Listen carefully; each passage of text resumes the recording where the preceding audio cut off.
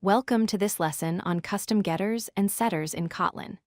In this video, you'll learn how to add custom logic to property accessors, giving you precise control over how properties are read and written in your classes.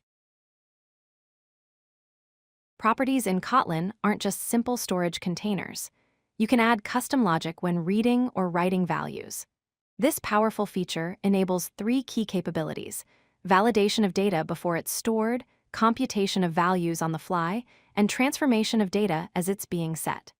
Custom accessors give you fine-grained control over your class properties. Let's look at the basic syntax for custom accessors.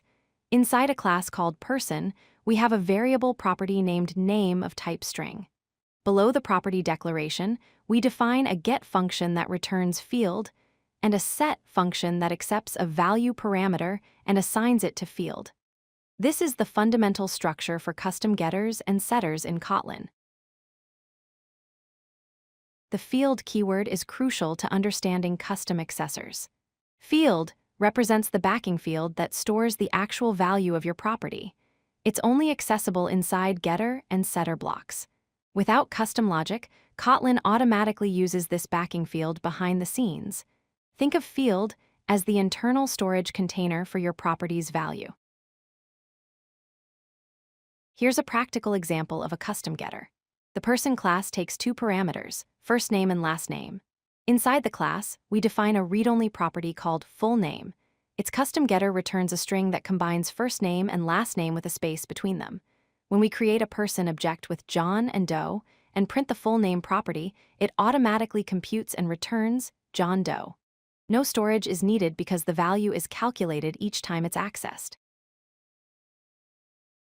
Custom setters are perfect for data validation. In this account class, we have a balance property of type double. The custom setter checks if the incoming value is greater than or equal to 0.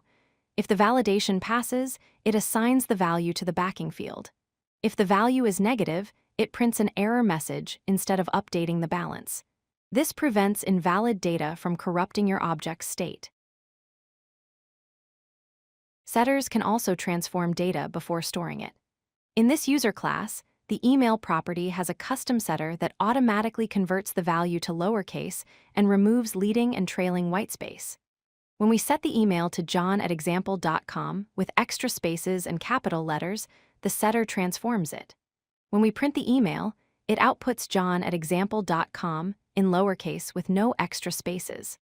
The transformation happens automatically every time the property is set. Let's review the key concepts. First, use getters for computed properties where values are calculated from other properties.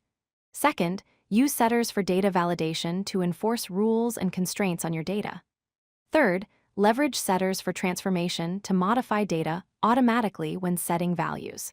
Finally, custom accessors provide encapsulation by hiding implementation details while controlling how properties are accessed.